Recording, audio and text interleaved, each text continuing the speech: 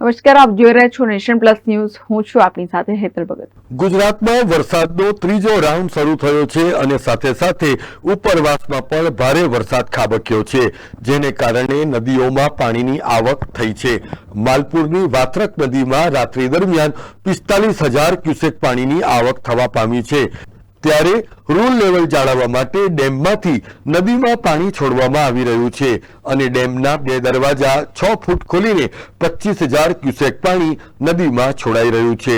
વાત્રક ડેમની મુખ્ય સપાટી 136.25 મીટર છે અને હાલ ડેમમાં પાણીની આવક થવાને લીધે ડેમની સપાટી 136 મીટર સુધી જઈ પહોંચી છે, એટલે કે વાત્રક ડેમ 99% ભરાયો છે.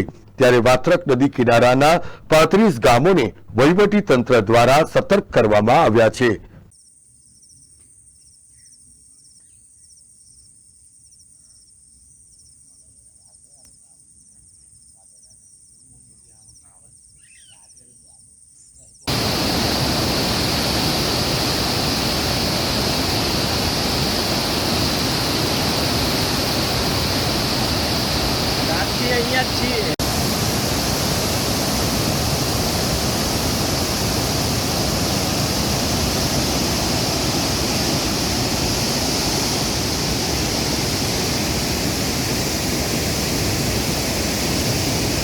Kapil Patel, nation plus news, Aravalli.